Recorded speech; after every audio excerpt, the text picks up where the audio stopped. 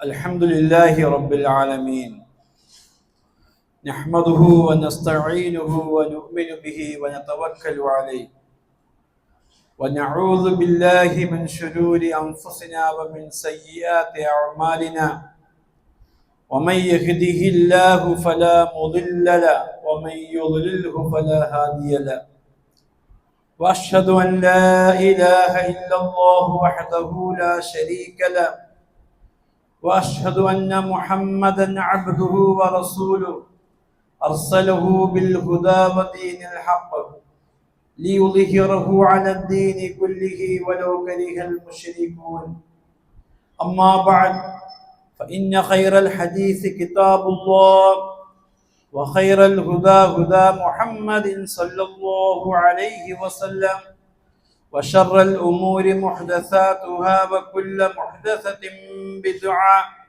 وكل بدعة ضلالة وكل ضلالة في النار اللهم صل على محمد وعلى آل محمد كما صليت على إبراهيم وعلى آل إبراهيم إنك حميد مجيد اللهم بارك على محمد وعلى آل محمد كما باركت على إبراهيم وعلى آل إبراهيم إنك حميد مجيد أعوذ بالله من الشيطان الرجيم بسم الله الرحمن الرحيم يا أيها الذين آمنوا اتقوا الله حق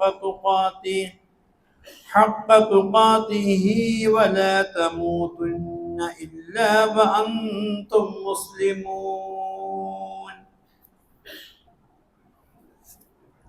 സ്നേഹധന്യ സത്യവിശ്വാസികളെ, അള്ളാഹുവിൻ്റെയും പ്രവാചകന്റെയും വിധിവിലക്കുകൾ ജീവിതത്തിൽ കാത്തു സൂക്ഷിക്കണമേ എന്ന് എന്നോടും തുടർന്ന് നിങ്ങളോടും ഉണർത്തുകയാണ്, വസിയത്ത് ചെയ്യുകയാണ്. ഏതാനും ആഴ്ചകൾക്ക് മുമ്പ് നമ്മുടെ സമീപ പ്രദേശത്തുള്ള കല്യാണ പാർട്ടിയും നാട്ടുകാരും സംഘർഷത്തിൽ ഏർപ്പെടുകയും പോലീസ് ഇടപെട്ട് ജനങ്ങളെ പിരിച്ചുവിടുകയും ചെയ്ത സംഭവം പത്രങ്ങളിലൂടെയും മറ്റ് മാധ്യമങ്ങളിലൂടെയും നാം വായിക്കുകയും അറിയുകയും ചെയ്തതാണ്.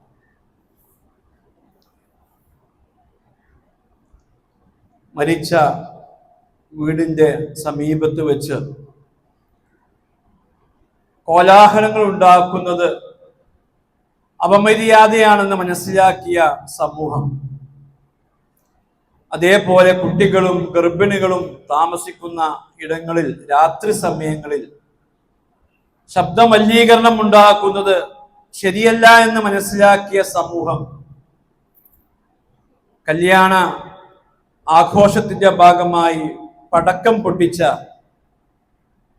കല്യാണ പാർട്ടിക്കാരോടുമാണ് അത് ചെയ്യരുത് എന്നാവശ്യപ്പെട്ടുകൊണ്ടാണ് അവർക്കിടയിൽ സംഘർഷമുണ്ടായത്.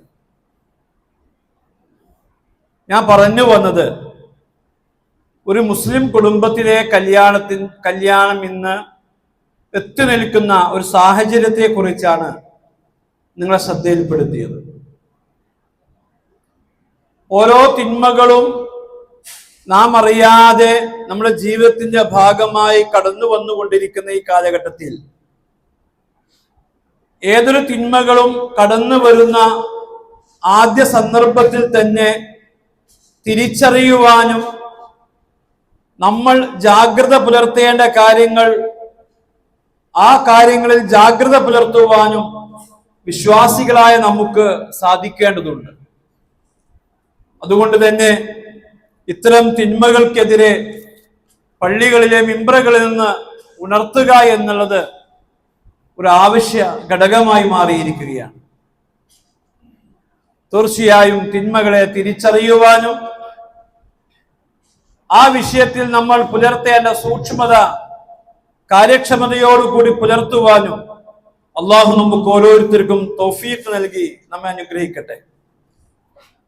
നമ്മുടെ നാട്ടും പ്രദേശങ്ങളിലോ കല്യാണങ്ങളെ കുറിച്ച് ആലോചിക്കുമ്പോൾ നമ്മുടെ മനസ്സിലേക്ക് കടന്നു വരുന്നത് ആർഭാടങ്ങളും അലങ്കാരങ്ങളും നിറഞ്ഞ പന്തലുകളും അതേപോലെ സംഗീത ആലാപനങ്ങളും ഒരു വേള പരിധി വിട്ടു പോയാൽ യുവതികളുടെ നൃത്ത പ്രകടനങ്ങളും ഒക്കെയാണ് കല്യാണ വീടുകളെ കുറിച്ച് സംസാരിക്കുമ്പോൾ നാം കണ്ടുകൊണ്ടിരിക്കുകയും നമുക്ക് പരിചയപ്പെടുത്തുവാനുമുള്ള സംഗതികൾ. കല്യാണം എന്നുള്ളത് മനുഷ്യ കുലത്തിന്റെ തുടക്കം മുതൽക്കേ ഉണ്ട്. ഇസ്ലാം കല്യാണത്തെ ഒരു സന്തോഷ മുഹൂർത്തമായിട്ട് തന്നെയാണ് നിശ്ചയിച്ചിട്ടുള്ളത്. വലിയ സമ്പന്നനായ സഹാബിയായ അനുചരനായ അബ്ദുറഹ്മാൻ ഔഫ് റളിയല്ലാഹു അൻഹു കല്യാണം കഴിച്ചു എന്ന് ഒരു സന്ദർഭത്തിൽ സദസ്സിൽ വന്ന് നബി സല്ലല്ലാഹു അലൈഹി വസല്ലമയോട് പറഞ്ഞപ്പോൾ ഒരു ആട്ടിനെ അറുത്തിട്ടെങ്കിലും ഈ ജനങ്ങൾക്ക് സൽക്കാരം കൊടുക്കണമെന്ന് പറഞ്ഞുകൊണ്ട് സന്തോഷത്തിന്റെ ഒരു മുഹൂർത്തമായിട്ടാണ് ഇസ്ലാം കല്യാണത്തെ പരിചയപ്പെടുത്തിയത്. എന്നാൽ ഇസ്ലാം ഒരിക്കലും കല്യാണത്തെ ആഘോഷത്തിന്റെ മുഹൂർത്തമായിട്ട് പരിചയപ്പെടുത്തിയിട്ടില്ല. നമ്മുടെയൊക്കെ ചെറുപ്പകാലത്ത് കല്യാണങ്ങളൊക്കെ സന്തോഷത്തിന്റെ മുഹൂർത്തങ്ങളായിരുന്നു. എന്നാൽ നാം ഇന്ന് മുതിർന്നവരായി ജീവിക്കുന്ന ഈ കാലഘട്ടത്തിൽ കല്യാണങ്ങളൊക്കെ അതിരുവിട്ട ആഘോഷത്തിന്റെ മുഹൂർത്തങ്ങളായി മാറിയിരിക്കുകയാണ്, അവസരങ്ങളായി മാറിയിരിക്കുകയാണ്. അതിന്റെ ഭാഗമായിട്ടാണ് ആർഭാടങ്ങളും അലങ്കാരങ്ങളും നിറഞ്ഞ പന്തലുകളും ഒരുക്കങ്ങളും ഭക്ഷണങ്ങൾ വരെ ഇന്ന് പരിധി വിട്ടുകൊണ്ട്, ഒരു വിശ്വാസിയുടെ പരിധി വിട്ടുകൊണ്ട് സംഘടിപ്പിക്കുന്ന രീതിയിൽ നമ്മുടെ കല്യാണ വീടുകൾ മാറിയിട്ടുണ്ട് എന്നുള്ളതാണ്. നമുക്ക് അനുവദനീയമായ ഏതൊരു കാര്യവും പ്രവർത്തിക്കുമ്പോൾ ഇസ്ലാം കൃത്യമായ അതിരുവരമ്പുകൾ വരച്ചു വെച്ചിട്ടുണ്ട്. വിശുദ്ധ ഖുർആനിലൂടെ അള്ളാഹു നമ്മോട് പറഞ്ഞു. സൂറത്ത് അറാഫിലെ 31-ാമത്തെ ആയത്തിലൂടെ അള്ളാഹു നമ്മെ പഠിപ്പിക്കുന്നു, യാ ബനി ആദമ ഖുദൂ സീനതകും ഇൻദ കുല്ലി മസ്ജിദിൻ വകുലൂ വശ്റബൂ വലാ തുസ്രിഫൂ ഇന്നഹു ലാ യുഹിബ്ബുൽ മുസ്രിഫീൻ. ഹേ ആദമിന്റെ സന്തതികളെ, നിങ്ങൾ ഓരോ നമസ്കാര സമയത്തും അലങ്കാരം സ്വീകരിക്കണം, വൃത്തിയുള്ള വസ്ത്രം ധരിക്കണം. അതായത് ഒരു കാലത്ത് അറബികൾ നഗ്നരായിക്കൊണ്ടും മറ്റും കഅബാലയം തവാഫ് ചെയ്യുന്ന സാഹചര്യങ്ങൾ ഉണ്ടായിരുന്നു. ആ തരത്തിൽ വൃത്തികെട്ട രീതിയിൽ ആരാധനകളെ നിങ്ങൾ സമീപിക്കരുത്. കുലൂ വശ്റബൂ, നിങ്ങൾ തിന്നുകയും കുടിക്കുകയും ചെയ്യണം, ഭക്ഷണം കഴിക്കണം. വലാ തുസ്രിഫൂ, എന്നാൽ നിങ്ങൾ അതിൽ അമിതവ്യയം ചെയ്യരുത്.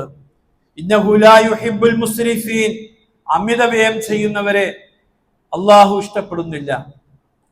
ഈ ആയത്തിനെ വിശദീകരിച്ചുകൊണ്ട് ആധുനിക കാല പണ്ഡിതൻ എന്ന് പറയുന്ന അബ്ദുറഹ്മാൻ നാസിർ സഅദി തന്റെ തഫ്സീർ സഅദിയിൽ ദൂർത്ത് വരുന്ന വ്യത്യസ്ത മേഖലകളെ പരിചയപ്പെടുത്തിക്കൊണ്ട് പറഞ്ഞു, ഈ ആയത്തിൽ നിങ്ങൾ ദൂർത്ത് കാണിക്കരുത് എന്ന് പറഞ്ഞത് ആവശ്യത്തിലധികം ശരീരത്തിന് ദ്രോഹമുണ്ടാകുന്ന തരത്തിൽ ആവശ്യത്തിലധികം ഭക്ഷണം കഴിക്കരുത് എന്ന വിലക്കുണ്ട്. അതേപോലെ തന്നെ ആർഭാടങ്ങളും സുഖജീവിതവും പങ്കുവെച്ചുകൊണ്ടുള്ള ആ ലക്ഷ്യത്തിൽ നിങ്ങൾ ഭക്ഷണങ്ങളോ പാനീയങ്ങളോ വസ്ത്രങ്ങളോ ഉപയോഗിക്കരുത് എന്ന വിലക്കും ഇതിലുണ്ട്. അതേപോലെ തന്നെ ഹറാമായ രീതിയിലുള്ള ഭക്ഷണപാനീയങ്ങൾ നിങ്ങൾ ഉപയോഗിക്കരുത് എന്നും ഈ വിലക്കുകളിലുണ്ട്. അപ്പോൾ ഈ ആയത്തിലെ സന്ദേശങ്ങൾ നാം ജീവിക്കുന്ന കാലഘട്ടവുമായി ഒന്ന് ആലോചിച്ചു നോക്കുക. നാം പരിമാറിക്കൊണ്ടിരിക്കുന്ന, ഉപയോഗിച്ചു കൊണ്ടിരിക്കുന്ന ഭക്ഷണ പദാർത്ഥങ്ങളെ കുറിച്ചും സൽക്കാരങ്ങളെ കുറിച്ചും ആഘോഷങ്ങളെ കുറിച്ചും ഈ ആയത്തിന്റെ സന്ദേശം നാം ഒന്ന് തട്ടിച്ചു നോക്കുക, താരതമ്യം ചെയ്തു നോക്കുക. തീർച്ചയായും ഇബ്നുൽ ആബിദീൻ എന്ന മുഫസ്സിർ പറയുകയാണ്, ഇസ്രാഫ് കൊണ്ട് ഉദ്ദേശിക്കുന്നത്, ധൂർത്ത് കൊണ്ട് ഉദ്ദേശിക്കുന്നത് ഏതൊരു കാര്യത്തിനും ആവശ്യമുള്ളതിലധികം ആ വസ്തു ചിലവഴിക്കലാണ് ധൂർത്ത് എന്നുള്ളത്. ആരോഗ്യം ചിലവഴിക്കണം, സമ്പത്ത് ചിലവഴിക്കണം. ഏതും ചിലവഴിക്കുമ്പോൾ ആവശ്യത്തിന് മതിയായത് മാത്രമേ ചിലവഴിക്കാൻ പാടുള്ളൂ എന്നാണ്. അത് പഴയകാല മുഫസ്സിറായ ഇമാം ബഗവി റഹ്മത്തുള്ളാഹി ഈ ആയത്തെ വിശദീകരിക്കുമ്പോൾ പറഞ്ഞു, അന്നൽ ഇസ്റാഫ അൽ മൻഹിയു അൻഹു ഹുന. ഈ ഇസ്രാഫ് എന്നുള്ളത് ഈ ആയത്തിൽ വിലക്കപ്പെട്ട ആശയമായിട്ടാണ് പറഞ്ഞിട്ടുള്ളത്. ഇന്നമാ ഹുവ തഹ്രീമു മാ അഹല്ലല്ലാഹ്. തീർച്ചയായും ഇവിടെ ഇസ്രാഫിലൂടെ സംഭവിക്കുന്നത് അള്ളാഹു അനുവദിച്ച കാര്യം നിഷിദ്ധമാവുകയാണ്. ഭക്ഷണം കഴിക്കുക എന്നുള്ളത് അനുവദിച്ച കാര്യമാണ്. അതിൽ ധൂർത്ത് സംഭവിക്കുമ്പോൾ നിഷിദ്ധമാവുകയാണ് ചെയ്യുന്നത്. വെള്ളം കുടിക്കുക എന്നുള്ളത് അനുവദിച്ചതും നിർദ്ദേശിച്ചതുമായ കാര്യമാണ്. അതിൽ ധൂർത്ത് സംഭവിക്കുമ്പോൾ അത് നിഷിദ്ധമായി മാറുകയാണ് ചെയ്യുന്നത്. ഇന്നമാ ലിഅന്നഹു തജാവുസുൻ ലിഹുദൂദില്ലാഹ്. അത് നിഷിദ്ധമാകുന്നത് അള്ളാഹു വെച്ച പരിധി മറികടക്കുന്നത് കൊണ്ടാണ്. ആ പരിധി മറികടക്കുന്നത് കൊണ്ടാണ് നിഷിദ്ധമായി മാറുന്നു പറഞ്ഞു. അപ്പോൾ നാം ഓരോരുത്തരും നമ്മുടെ ജീവിതത്തിൽ ഉപയോഗിക്കുന്ന ഏതൊരു നിർദ്ദേശങ്ങളും ഏതൊരു അനുവദനീയമായ സംഗതികളും ആ സംഗതികൾക്ക് നിർദ്ദേശിച്ച പരിധിക്കുള്ളിൽ നമുക്ക് കൈകാര്യം ചെയ്യാൻ ഉപയോഗിക്കുവാൻ സാധിക്കണം. സഹോദരങ്ങളെ, സ്വർഗത്തിലേക്കുള്ള കവാടമാണ് ധർമ്മം എന്നുള്ളത്. ധർമ്മം ചെയ്യുന്നവർക്ക് അള്ളാഹു സ്വർഗമാണ് വാഗ്ദാനം ചെയ്തിട്ടുള്ളത്. എന്നാൽ ആ ധർമ്മം ചെയ്യുമ്പോൾ പോലും അതിര് വിട്ടു പോകരുത് എന്ന് കൃത്യമായും ഇസ്ലാം പഠിപ്പിച്ചിട്ടുണ്ട്. ഖൈസ് ഇബ്നു സാബിത്ത് റളിയല്ലാഹു അൻഹു അദ്ദേഹം തോട്ടത്തിൽ നിന്ന് വിളവെടുത്തു കഴിഞ്ഞാൽ തന്റെ കുടുംബത്തിന് ഉപയോഗിക്കുവാനുള്ള ഭക്ഷണപദാർത്ഥങ്ങൾ ബാക്കി വെക്കാതെ വിളവ് എടുത്ത മുഴുവൻ ഭക്ഷണ പദാർത്ഥങ്ങളും ധർമ്മം ചെയ്തപ്പോൾ അല്ലാഹു തആല വിശുദ്ധ ഖുർആനിൽ ആയത്തിറക്കുകയാണ്, നിങ്ങൾ ധർമ്മത്തിൽ അതിരുവിട്ടു പോകരുത് എന്ന്. പ്രവാചകൻ സല്ലല്ലാഹു അലൈഹി വസല്ലം പഠിപ്പിക്കുകയാണ്, കുലു വശ്റബു വൽബസു വതസദ്ദഖു മിൻ ഗൈരി സർഫിൻ വലാ മഖീല. നിങ്ങൾ ഭക്ഷണം കഴിക്കണം, വെള്ളം കുടിക്കണം, വസ്ത്രം ധരിക്കണം, ധർമ്മം ചെയ്യണം, ധൂർത്തും അഹങ്കാരവും ഇല്ലാതെ. അവിടെയും ധൂർത്ത് പാടില്ല എന്ന് പറഞ്ഞു. തീർച്ചയായും മനുഷ്യ സ്വഭാവത്തിലെ ഏറ്റവും ചീത്തയായ സ്വഭാവമാണ് ധാരാളിത്തം എന്നുള്ളത്, അമിതവ്യയം എന്നുള്ളത്, ധൂർത്ത് എന്നുള്ളത്. അതുകൊണ്ട് തന്നെ എല്ലാ മുസ്ലിം പണ്ഡിതന്മാരും ധൂർത്തിന് നൽകിയ വിധി ഹുക്മ് ഹറാം എന്നാകുന്നു. അമിതവ്യയം ചെയ്യുക എന്നുള്ളത് നിഷിദ്ധമാണ്. ശൈഖുൽ ഇസ്ലാം ഇബ്നു തൈമിയ്യ റഹ്മഹുല്ലാഹ് രേഖപ്പെടുത്തി വെച്ചിരിക്കുകയാണ്, അൽ ഇസ്റാഫു ഫിൽ മുബാഹാത്തി വ മുജാവസത്തുൽ ഹദ്ദ് വഹുവ മിനൽ ഉദ്വാനിൽ ഹറാം. അനുവദനീയമായ കാര്യങ്ങൾ പരിധി വിട്ടുകൊണ്ട് ചെയ്യുക എന്നുള്ളത്, അനുവദനീയമായ കാര്യങ്ങളിലുള്ള ധൂർത്ത് എന്ന് പറഞ്ഞാൽ ആ കാര്യം പരിധി വിട്ടുകൊണ്ട് പ്രവർത്തിക്കലാകുന്നു. വഹുവ മിനൽ ഉദ്വാനിൽ ഹറാം, അത് ശത്രുതാപരമായ ഹറാമിന്റെ ഗണത്തിൽപ്പെട്ടതാകുന്നു അത് എന്ന് പറയുകയാണ്. അപ്പോൾ ഹറാമായ സംഗതിയാണ് അമിതവ്യയം എന്ന് നാം മനസ്സിലാക്കുക. അതേപോലെ തന്നെ നാം നേരത്തെ പറഞ്ഞു, കല്യാണ വീടുകളിൽ കടന്നു ചെല്ലുമ്പോൾ കാണുന്ന മറ്റൊരു ഹറാമാണ് സംഗീതാലാപനങ്ങൾ എന്നുള്ളത്. വിശുദ്ധ ഖുർആൻ നമ്മെ പഠിപ്പിക്കുകയാണ്, വമിനന്നാസി മൻ യശ്തരി ലഹുവൽ ഹദീസി ലിയുളില്ല അൻ സബീലില്ലാഹി ബിഗൈരി ഇൽമ. യാതൊരു അറിവുമില്ലാതെ ജനങ്ങളെ അള്ളാഹുവിന്റെ മാർഗത്തെ തൊട്ട് ഒഴിപിഴപ്പിക്കാൻ വേണ്ടി വിനോദ വർത്തമാനങ്ങളെ വിലക്ക് വാങ്ങുന്നവർ ജനങ്ങളുടെ കൂട്ടത്തിലുണ്ട്. ലഹുവൽ ഹദീസ്, വിനോദ വർത്തമാനം എന്ന പദത്തെ ഇബ്നു അബ്ബാസ് റളിയല്ലാഹു അൻഹു, അബ്ദുല്ലാഹ് ഇബ്നു മസ്ഊദ് റളിയല്ലാഹു അൻഹു, ജാബിർ റളിയല്ലാഹു അൻഹു പോലെയുള്ള സഹാബികൾ അതിന്റെ വ്യാഖ്യാനമായി രേഖപ്പെടുത്തിയത് അൽ ഗിനാഉ വൽ ഇസ്തിമാഉ ലഹു എന്നാണ്. ഗാനാലാപനങ്ങളും അത് ശ്രവിക്കലുമാണ്, സംഗീതാലാപനങ്ങളും അത് ശ്രവിക്കലുമാണ് ഇവിടെ ലഹുവൽ ഹദീസ് കൊണ്ട് ഉദ്ദേശിക്കുന്നത്.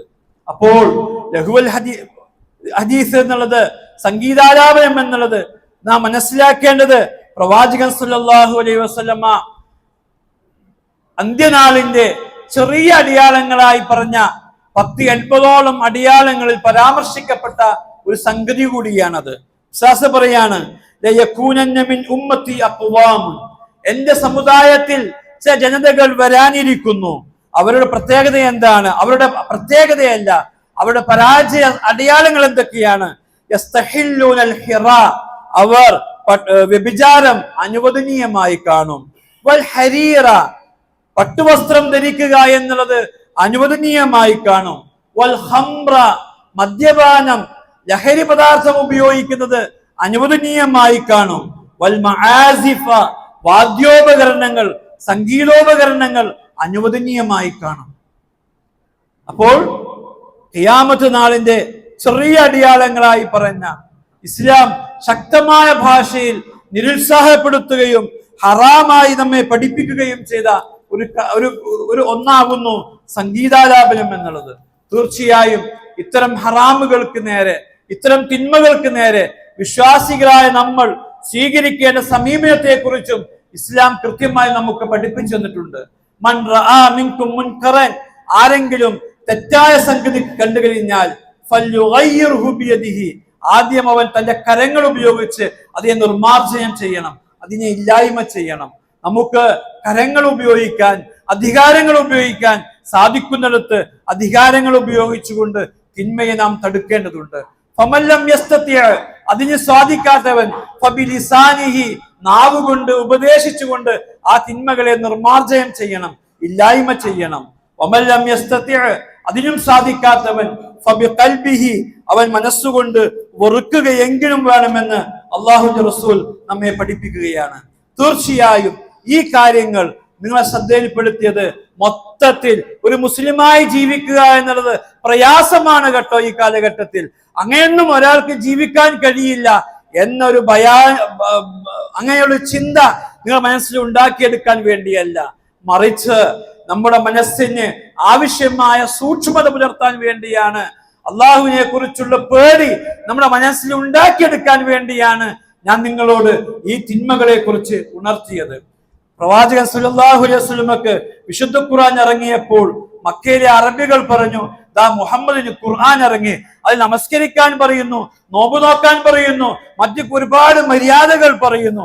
മുഹമ്മദ് ആകെ പ്രയാസത്തിലായി എന്ന് പറഞ്ഞപ്പോൾ, അന്ന് ആ രീതിയിലുള്ള ഒരു പ്രൊപ്പഗണ്ട പ്രചരിപ്പിച്ചപ്പോൾ അല്ലാഹു തആല സൂറത്ത് ത്വാഹ അവതരിപ്പിക്കുകയുണ്ടായി. ത്വാഹ മാ അൻസൽനാ അലൈക്കൽ ഖുർആന ലിതഷ്ഖാ, മാ അൻസൽനാ അലൈക്കൽ ഖുർആന തഷ്ഖാ, നാം നിന്റെ മേൽ വിശുദ്ധ ഖുർആൻ പാരായണ ഗ്രന്ഥം ഇറക്കിയത് നീ പ്രയാസപ്പെടുവാൻ വേണ്ടിയല്ല, ഇല്ലാ തദ്കിറതൻ ലിമൻ യഖ്ഷാ, അല്ലാഹുവിനെ പേടിച്ച് ജീവിക്കുന്നവർക്കുള്ള ഒരു ഉത്ബോധനമായിട്ടാകുന്നു നാം വിശുദ്ധ ഖുർആൻ ഇറക്കിയത്. ആ തരത്തിൽ നമുക്ക് ഇത്തരം ഉത്ബോധനങ്ങളെ, ഇത്തരം നിർദ്ദേശങ്ങളെ കാണുവാൻ സാധിക്കേണ്ടതുണ്ട്. യാതൊരു കാരണവശാലും തിന്മകളെ കൈകോർത്ത് മാറോട് ചേർത്ത് പിടിച്ച് നടക്കുന്നൊരവസ്ഥ വിശ്വാസികളായ നമുക്കുണ്ടായിക്കൂടാ. തിന്മകളെ അവസാന ഘട്ടത്തിൽ, ഒന്നുമില്ലാത്ത നിവൃത്തിയില്ലാത്ത ഘട്ടത്തിൽ തിന്മയെ വെറുക്കാനെങ്കിലും നമുക്ക് സാധിക്കണം. അതിനും സാധിക്കുന്നില്ല എങ്കിൽ നമ്മുടെ മനസ്സിൽ ഈമാനില്ല, വിശ്വാസമില്ല എന്നാണ് ഇസ്ലാം നമ്മെ പഠിപ്പിക്കുന്നത്. 2 ഹദീസുകൾ, ആ 2 ഹദീസുകൾ സമാപിക്കുന്നത് 2 തരത്തിലുള്ള പദപ്രയോഗങ്ങളിലൂടെയാണ്.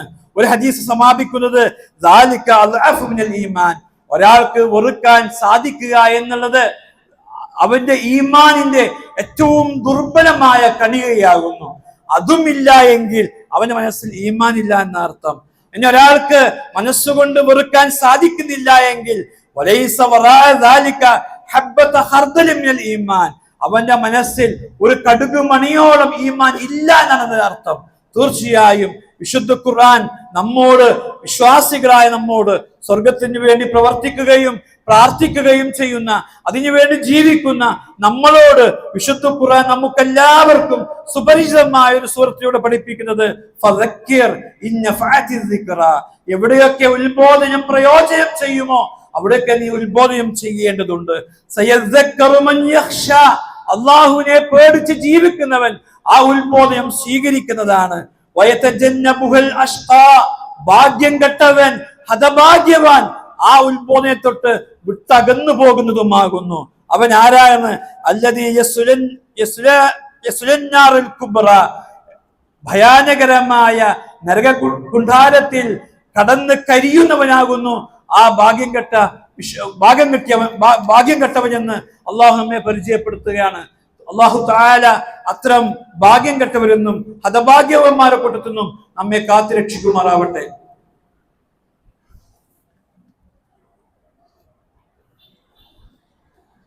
ഇന്നൽ ഹംദുലില്ലാഹ് വസ്സലാത്തു വസ്സലാമു അലാ അഷ്റഫിൽ മുർസലീൻ വഅലാ ആലിഹി വസഹ്ബിഹി അജ്മഈൻ. അയ്യുഹൽ മുഅ്മിനൂൻ ഉസീകും വഇയ്യായ സാനിയം ബിത്തഖ്വല്ലാഹ്. ഒന്നാമത്തെ ഖുതുബയിൽ നാം കേട്ട ആഘോഷങ്ങളുമായുള്ള ഹറാമായ ഭാഗങ്ങളെ കുറിച്ച് ആലോചിക്കുമ്പോൾ നമ്മൾ പലപ്പോഴും ഉത്തരം മുട്ടി പ്രയാസപ്പെടുന്ന ഒരു സംഗതിയുണ്ട്. ഈ ഹറാമുകൾ ഒഴിഞ്ഞുമാറിയ വിവാഹ ചടങ്ങുകൾ ഒന്നുകിൽ തീരെ ഇല്ല എന്നോ അല്ലെങ്കിൽ വളരെ അപൂർവമായിട്ടോ കാണാൻ സാധിക്കുന്നുള്ളൂ. കൂട്ടുകാരും കുടുംബക്കാരും ഒക്കെ കല്യാണങ്ങൾക്ക് ക്ഷണിച്ചാൽ ക്ഷണം സ്വീകരിക്കുക എന്നുള്ള ഒരു വിശ്വാസിയുടെ കടമയല്ലേ?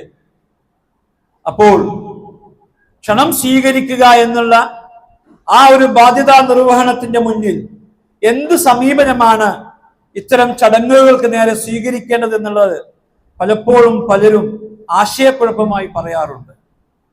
ഈ വിഷയത്തിൽ പ്രവാചകൻ സല്ലല്ലാഹു അലൈഹി വസല്ലമയുടെയും സഹാബത്തിന്റെയും ജീവിതത്തിൽ കൃത്യമായ മാതൃകയുണ്ട് എന്നാണ് എനിക്ക് നിങ്ങളെ അറിയിക്കുവാനുള്ളത്. സമയത്തിന്റെ ദൈർഘ്യം ഭയന്ന് അറബി ടെക്സ്റ്റുകൾ വായിച്ചു കേൾപ്പിക്കുന്നില്ല. ഒരിക്കൽ പ്രവാചകൻ സല്ലല്ലാഹു അലൈഹി വസല്ലമ ആയിഷ റളിയല്ലാഹു വീട്ടിലേക്ക് കയറുകയാണ്. വീടിന്റെ അകത്തേക്ക് നോക്കിയ പ്രവാചകൻ സല്ലല്ലാഹു അലൈഹി വസല്ലം ആ വീടിന്റെ ഡോറിന്റെ കവാടത്തിൽ അവിടെ നിന്നു. ആയിഷ റളിയല്ലാഹു പറയാണ്, ഫലമ്മാ റആഹ ഫഅറഫ്തു അലാ വജ്ഹിൽ കറാഹിയ. ആ സമയത്ത് പ്രവാചകന്റെ മുഖത്തൊരു വെറുപ്പ് എനിക്ക് കാണുവാൻ സാധിച്ചു, മനസ്സിലാക്കാൻ സാധിച്ചു. ഫഖുൽതു, ഞാൻ ചോദിച്ചു, യാ റസൂലല്ലാഹ്, അല്ലാഹുവിന്റെ ദൂതരേ, അതൂബു ഇലല്ലാഹി വ ഇലാ റസൂലിഹി ഫമാദാ അദ്നബ്തു. ഞാൻ അല്ലാഹുവിനോടും റസൂലിനോടും മാപ്പ് ചോദിക്കുകയാണ്. ഞാൻ എന്ത് തെറ്റാണ് ചെയ്തത്? എൻ്റെ വീട്ടിലേക്ക് കയറാതിരിക്കാൻ ഞാൻ എന്ത് തെറ്റാണ് ചെയ്തത്? ഫഖാല സല്ലല്ലാഹു അലൈഹി വസല്ലം പറഞ്ഞു, മാ ബാലു ഹാദി നംറുക. ഈ തലേണയുടെ അവസ്ഥ എന്താണ്? ഈ കാണുന്ന തലേണയുടെ അവസ്ഥ എന്താണ്? ഫഖുൽതു, ഞാൻ പറഞ്ഞു, ഇഷ്തറൈതുഹാ ലക ലിതഖുദ അലൈഹാ വതവസ്സദഹാ. താങ്കൾക്ക് ഇരിക്കുവാനും താങ്കൾക്ക് ഉറങ്ങുമ്പോൾ തലയണയായി ഉപയോഗിക്കുവാനും വേണ്ടി ഞാൻ വില കൊടുത്തു വാങ്ങിയ സാധനമാകുന്നു എന്ന് പറഞ്ഞു. സാസ് പറഞ്ഞു, ഇന്ന അസ്ഹാബ ഹാദിഹി സുവർ യുഅസ്സബൂന യൗമൽ ഖിയാമ. ആ ചിത്രത്തിന്റെ ആൾക്കാർ ഖിയാമത്ത് നാളിൽ ശിക്ഷിക്കപ്പെടുന്നതാണ് എന്ന് പറഞ്ഞാൽ ആ തലയണയുടെ മുകളിൽ ചിത്രപ്പണികൾ ഉണ്ടായിരുന്നു, ചിത്രങ്ങൾ ഉണ്ടായിരുന്നു. അവരോട് പറയും, നിങ്ങൾ സൃഷ്ടിച്ചുണ്ടാക്കിയത് നിങ്ങൾ ജീവൻ നൽകുക എന്ന് അവരോട് പറയപ്പെടും. ഇന്നൽ ബൈത്തല്ലദീ ഫീഹി മിസ്ല ഹാദിഹി സുവർ. ഇത്തരം ചിത്രങ്ങളുടെ വീടുകളിൽ ലാ തദ്ഖുലുൽ മലായിക, മലക്കുകൾ പ്രവേശിക്കുകയില്ല എന്ന് പറയുകയുണ്ടായി. ഖാലത്ത്, ആയിഷ പറയാണ്, ഫമാ ദഖല ഹത്താ അഖ്റജ്തുഹാ. ആ തലയണ ഞാൻ വലിച്ചെറിയുന്നത് വരേക്കും പ്രവാചകന്റെ മുറിയിലേക്ക് കടന്നു വന്നില്ല. ആ തലയണ വലിച്ചെറിഞ്ഞപ്പോഴാണ്, ഒരു ഹറാമു നീക്കം ചെയ്തപ്പോഴാണ് ഇസ്ലാസ്മ തന്റെ സ്വന്തം വീട്ടിലേക്ക്, ആയിഷയുടെ റൂമിലേക്ക് കയറി വന്നത്. ഇമാം ബുഖാരിയും മുസ്ലിം ഉദ്ധരിച്ച സംഭവമാകുന്നു അത്. മറ്റൊരു സംഭവമാകും. അലി റളിയല്ലാഹു പറയാണ്, സനഅതു തആമൻ ഫദഅഉതു റസൂലുള്ളാഹി സ്വല്ലല്ലാഹു അലൈഹി വസല്ലം. ഞാൻ ഒരിക്കൽ ഒരു ഭക്ഷണം ഉണ്ടാക്കി, സൽക്കാരം ഉണ്ടാക്കി വീട്ടിൽ നബിയെ ക്ഷണിച്ചു. വന്നു. അപ്പോൾ എന്റെ വീട്ടിൽ ചില ചിത്രങ്ങൾ കണ്ടു. തിരിച്ചുപോയി. ക്ഷണം സ്വീകരിച്ചു കൊണ്ടുവന്ന പ്രവാചകൻ വീട്ടിൽ കയറാതെ, അലിന്റെ പുതിയാപ്പയുടെ വീട്ടിൽ കയറാതെ തിരിച്ചുപോയി. ഫഖുൽതു, ഞാൻ ചോദിച്ചു, യാ റസൂലല്ലാഹ് മാ അർജാക ബി അബി അൻത വ ഉമ്മി, എന്റെ ഉമ്മയെ പോലെ ഉപ്പയെ പോലെ സ്ഥാനത്ത് നിൽക്കുന്ന പ്രവാചകരെ, താങ്കളെ തിരിച്ചയച്ച സംഗതി എന്താണ്?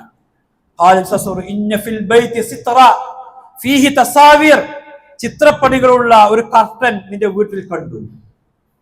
ആ വീട്ടിൽ ചിത്രപ്പണികളുള്ള ഒരു കർട്ടനുണ്ട്. ഇന്നൽ മലായികത ലാ തദ്ഖുലു ബൈതൻ ഫീഹി തസാവീർ, ചിത്രങ്ങളുള്ള വീടുകളിൽ മലക്കൾ പ്രവേശിക്കുകയില്ല.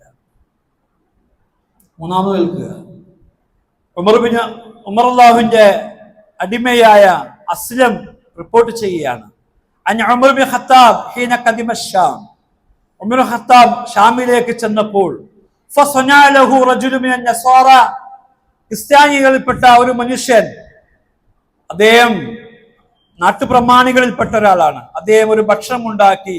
ഫഖാല ഉമർ, ഉമറിനോട് പറഞ്ഞു, ഇന്നി ഉഹിബ്ബു അൻ തജിയനി വതുക്രിമനി അൻത വസ്ഹാബു, ഉമറേ, താങ്കളും താങ്കളുടെ കൂട്ടുകാരും സഖാക്കളും എന്റെ ക്ഷണം സ്വീകരിച്ചുകൊണ്ട് എന്നെ ബഹുമാനിച്ചു ആദരിച്ചുകൊണ്ട് എന്റെ വീട്ടിലേക്ക് വരാൻ ഞാൻ ആഗ്രഹിക്കുന്നു. ഫഖാല ഉമർ, ഉമർ പറഞ്ഞു, ഇല്ല ഇന്നാ ലാ നദ്ഖുലു കനായിസകും മിൻ അജ്ലി സുവർ ലതി ഫീഹാ, തീർച്ചയായും നിങ്ങളുടെ കനീസകളിൽ ആരാധനാലയങ്ങളിലുള്ള ആ ചിത്രങ്ങൾ നിമിത്തം ഞങ്ങൾ നിങ്ങളുടെ കനീസകളിൽ പ്രവേശിക്കുകയില്ല.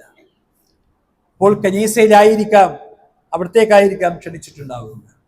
ഇങ്ങനെ ഒരുപാട് സംഭവങ്ങൾ ഇമാം ഔസാഇ റഹ്മത്തുള്ളാഹി പറയുകയാണ്, ലാ നദ്ഖുലു വലീമതൻ ഫീഹാ ഖബ്ലുൻ വലാ മിഅ്സാഫ്, ചെണ്ടയോ വാദ്യോപകരണങ്ങളോ ഉള്ള വീടുകളിൽ സൽക്കാരത്തിൽ ഞങ്ങൾ പ്രവേശിക്കുകയില്ല, കടന്നു ചെല്ലുകയില്ല.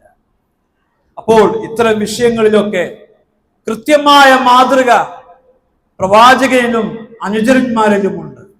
അത്തരം മാതൃകകൾ ഉൾക്കൊണ്ടുകൊണ്ട് ജീവിതം സംസ്കരിക്കുവാൻ, നമ്മുടെ വീടുകളിലെ സൽക്കാരങ്ങളും ആഘോഷങ്ങളിലും മാറ്റം വരുത്തുവാൻ, ഇസ്ലാമിക വൽക്കരിച്ചെടുക്കുവാൻ നമുക്ക് സാധിക്കേണ്ടതുണ്ട്. അത് അള്ളാഹു നമുക്ക് ഓരോരുത്തർക്കും തൗഫീഖ് നൽകി നമ്മെ അനുഗ്രഹിക്കുമാറാവട്ടെ. നമ്മുടെ കൂട്ടത്തിൽ രോഗികളായ സഹോദരങ്ങൾക്ക് അള്ളാഹു രോഗശമനം പ്രദാനം ചെയ്യുമാറാവട്ടെ.